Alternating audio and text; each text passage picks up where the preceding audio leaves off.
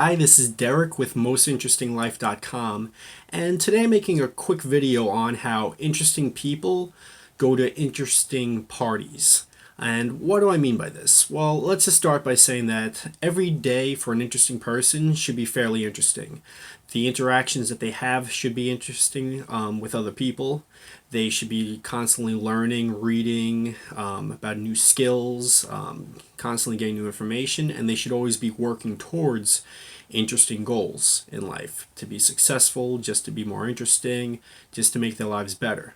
However, if you're constantly doing just day to day things and you get certain patterns in place, it's good to break out of them, especially recreationally. So, some things here in the United States are that make things extra interesting and that are fun to take part in, and that I like to do are there's St. Patrick's Day, where many cities and towns have different parades and festivals. It's just a fun way to interact with other people.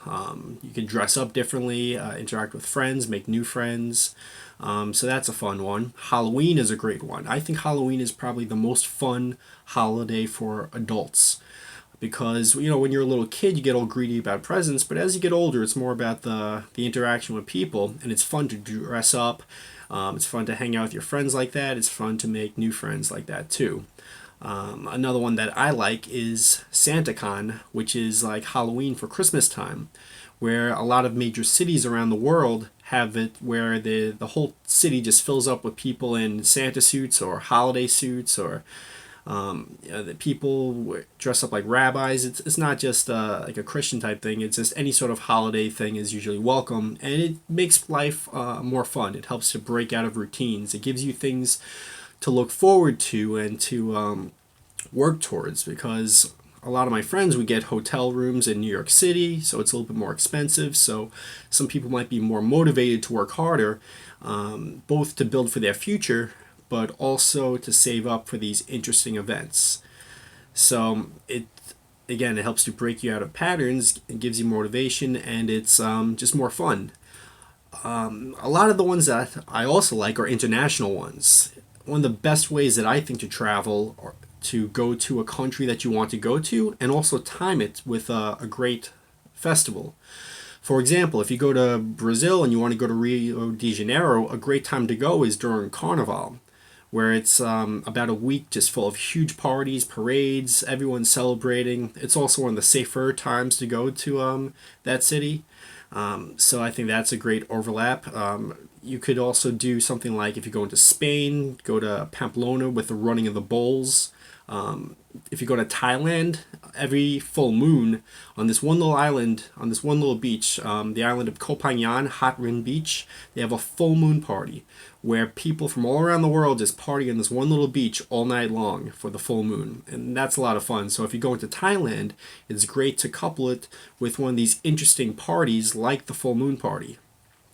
There's countries all around the world that have celebrations like this, and it's just a way to make traveling more interesting, to make your life more interesting, to give you more interesting memories as well. So I always recommend that. And it's when you look back on your life 80, 90 years from now, you want to have stories that you've gone to things like this, at least just to try them out. You might go to a party like that and it wasn't really your thing, but at least you know. And when you hear other people talking about it, you yourself won't be wondering what would it have been like to have been to one of these parties.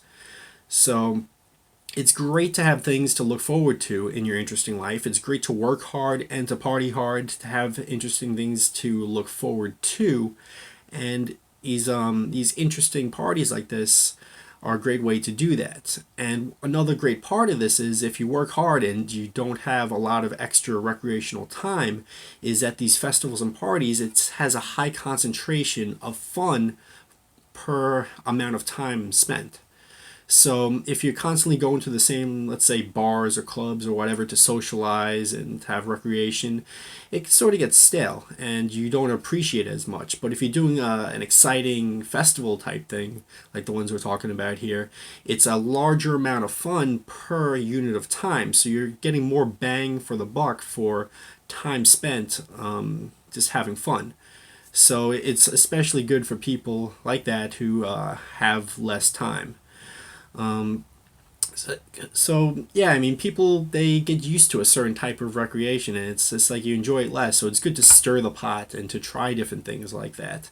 And the festivals and parties are a great way to do that. I mean, you could go to try different. If you go, like, let's say you go to nightclubs and bars, you could go to different locations than you normally would, and that's a great way to make things more interesting. But to really get the most bang for your buck, the parties and festivals are really a way to go. And it's something in life that you really want to take advantage of. Every culture around the world, every religion, every culture, every country, they all have different parties and celebrations. And it's something that's withstood the test of time, and you got to ask, why is this? And it's because it's a really enjoyable part to any life. And there's people that just say, oh, it's a waste of time and such, but you really want to make a well-rounded life. You want to work hard, party hard, you want to learn a lot of things, have a lot of different experiences, and attending parties and festivals like that is a great way to go. So if you like this video at all, give it a thumbs up, a like, leave a comment, share, subscribe. Go to my site, mostinterestinglife.com, and until next time, stay interesting.